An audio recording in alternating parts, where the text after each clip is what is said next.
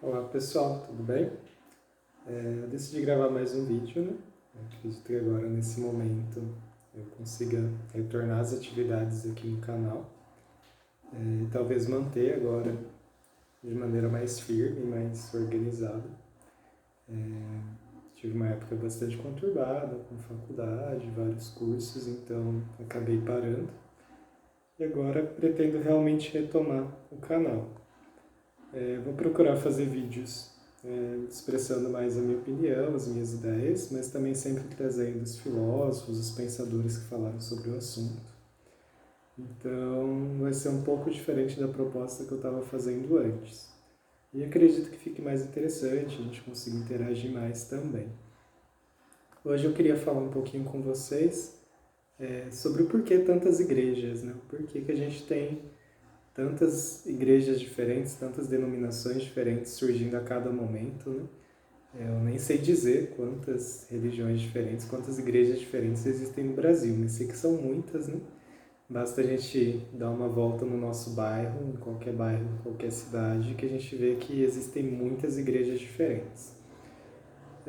Eu vou considerar algumas coisas aqui, muita da visão do que eu percebo, então eu não fui pesquisar a fundo, tentar descobrir fundamentos sobre isso, é mais uma reflexão que eu faço. Então não peguem isso como uma verdade ou como certeza de que é isso, mas uma reflexão mesmo que eu fiz e que pode estar errada, e seria interessante sempre buscar outras informações e outras fontes. Primeiro, acho que por uma questão histórica, né? A gente sempre teve no passado religiões muito dominantes, né? Que tinham poder político junto, né? Então, se a gente pega a Idade Média, por exemplo, a Igreja Católica dominava o cenário político, né? Então, ninguém poderia ser de outra religião, todos tinham que ser católicos, né? As pessoas eram perseguidas durante a Inquisição, perseguidas durante as Cruzadas. Então, não era possível ser de outra religião, né? Então, simplesmente não tinha como abrir outras igrejas nessa época. Ou mesmo hoje no Estado Islâmico, né? Pessoas de outras religiões são extremamente perseguidas, são mortas, né? Então, você tem que seguir o islamismo. Então, o que a gente percebe é que, conforme a democracia foi avançando, foi surgindo, as pessoas foram tendo liberdade religiosa. Então, a liberdade religiosa ela possibilitou com que outras igrejas fossem criadas, outras religiões. E por quê? Né? Porque as pessoas elas pensam muito diferentes. A gente pegar o começo, né, o protestantismo, né, Martinho Lutero, Calvino,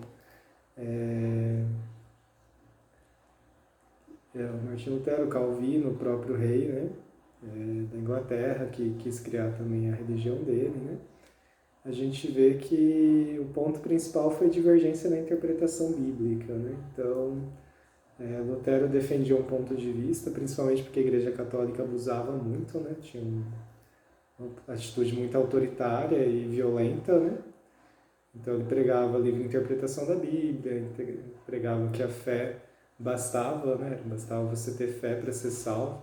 Então não era mais importante as boas ações, as indulgências, né? Que a igreja cobrava. A igreja cobrava dinheiro para você ir para o céu, para você ser perdoado. Então Lutero achava absurdo, né? Isso, né? Você ter que pagar para ser salvo, né? Calvino achava que a gente já era predestinado, né? A salvação ou não, Deus já tinha escolhido se você ia ser salvo ou não. Então a questão da fé ou das boas ações, o ideal seria ser feito, mas já estava decidido. Então o que a gente percebe é que a liberdade de expressão, a democracia, possibilita você criar outras ideias. Né? As pessoas começaram a ter acesso, né, ao livro religioso, a outras teorias, a outras ideias, a outras culturas, né, outras religiões. Então o que a gente percebe é o avanço da democracia, né? E com isso várias religiões vão surgindo. É lógico que em meio a tudo isso, né, tem a questão mercadológica, né, a religião no mundo capitalista que a gente vive, né, não criticando, mas é uma questão que faz parte. Ela gera lucro, gera riqueza como qualquer outra empresa, né? Ela funciona como uma empresa.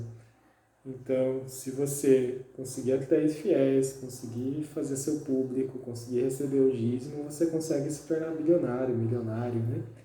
A gente tem aí a lista, né, da Forbes dos pastores mais ricos do Brasil, né, Edir Macedo, o mais rico, mais de R$ 1 bilhão, e tem outros aí, né, que a gente já conhece. Então, o que a gente observa é que a religião ela tem bastante espaço, porque tem várias pessoas que pensam diferente, né? E uma coisa que eu noto muito também é a questão afetiva, né? E de como a religião lida com isso. Percebo que as religiões pentecostais, neopentecostais, as mais novas, né? Ela tem um apelo emocional muito grande de fazer músicas, louvores e orações mais agitadas e muitos cantos, muita música. E você vê que tem um apelo afetivo muito grande, né? De causar emoção nas pessoas, né? Enquanto que, por exemplo, na igreja católica mais tradicional, né? A gente tem um rito da missa muito simples, muito tranquilo, muito sério, né? E com uma leitura longa da Bíblia, uma explicação longa por parte do padre. Tem as músicas, lógico, mas são poucos momentos ali dentro da celebração, enquanto que nos cultos é tudo muito mais agitado e mais animado. E essa questão da livre interpretação, né, de cada um poder interpretar do seu jeito, criar religiões a partir da sua própria interpretação, gerou esse aumento de religiões, de igrejas, né? Então, acho que faz parte aí do processo democrático mesmo, né? A partir do momento que você lê a Bíblia não é um livro fácil de ser lido e interpretado, porque, na verdade, são vários livros, né? A versão católica tem 73, a versão evangélica protestante tem 7 a menos, né? 7 livros a menos. Então, imagina, né? Você tentar interpretar tudo isso, você vai achar pontos em que você não vai concordar com a outra pessoa. Então, por isso que a gente tem adventistas, batistas, congregação, igreja católica e outras igrejas aí, né? Porque cada um vai interpretar do seu modo.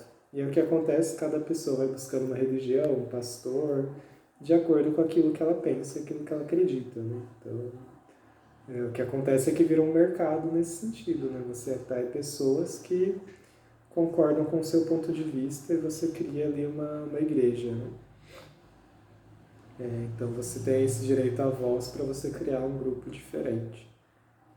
Acho que o ponto mais complicado para a religião nesse sentido é que a questão da verdade absoluta que a religião prega, ela fica bem fragilizada num contexto democrático, né? Porque se antes a Igreja Católica ela dominava naquela região na Europa, né?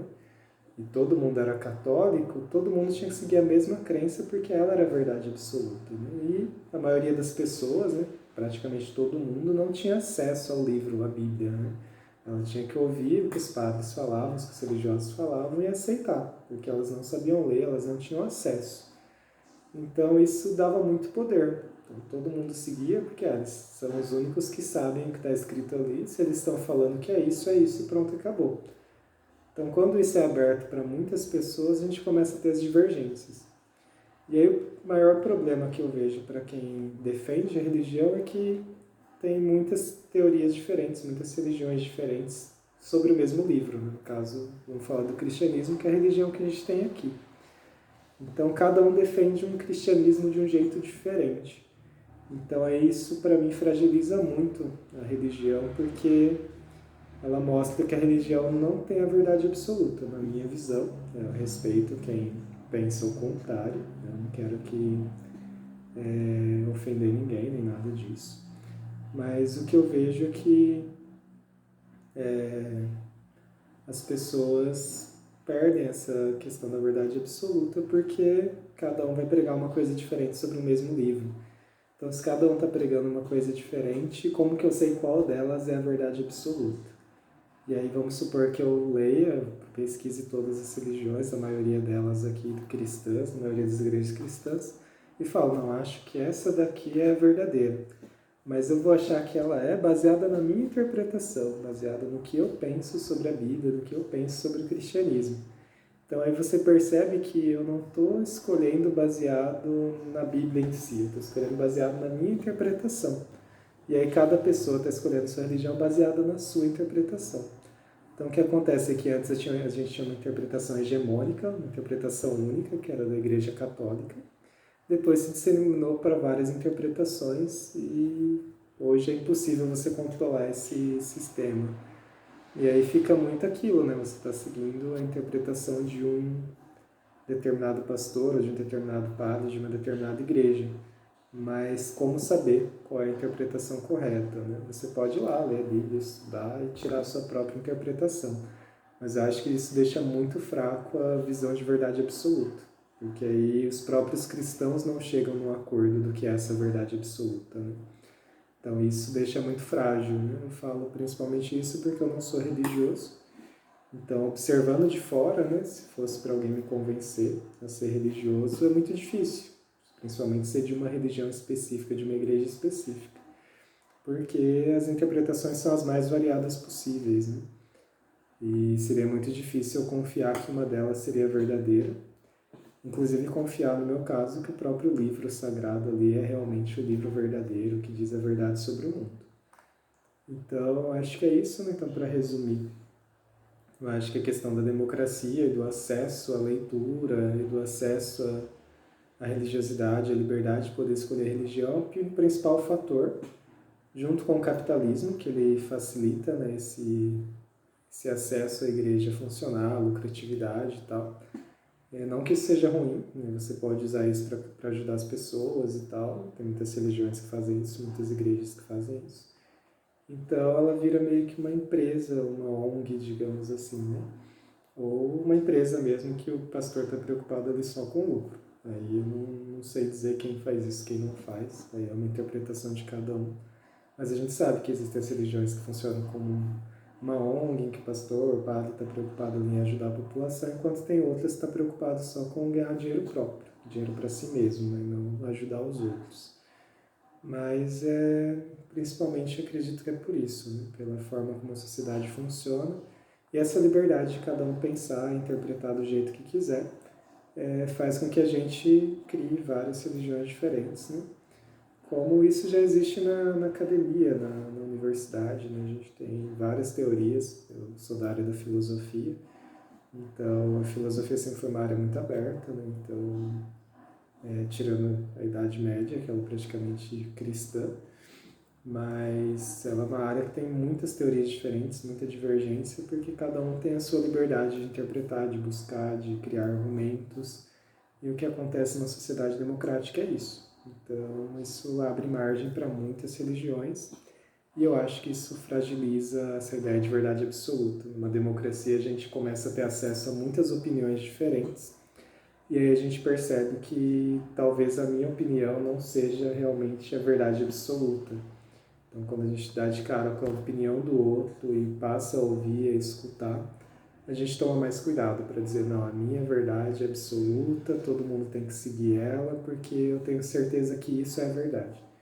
Então, quando a gente passa a conhecer várias teorias, várias ideias, várias pessoas, e levar a sério o que elas falam, buscar entender os argumentos e as ideias, a gente vê que não é tão simples assim, você definir o que é a verdade, principalmente dizer que ela é absoluta para todas as pessoas. Então acho que é isso. Espero que tenha ficado claro. Se ficou alguma coisa que eu não expliquei direito, alguma dúvida, alguma crítica, eu fico aberto para ouvir, vou comentar aí nos comentários, responder. E caso necessário, eu faço outros vídeos também para a gente conversar sobre esse assunto, tá bom?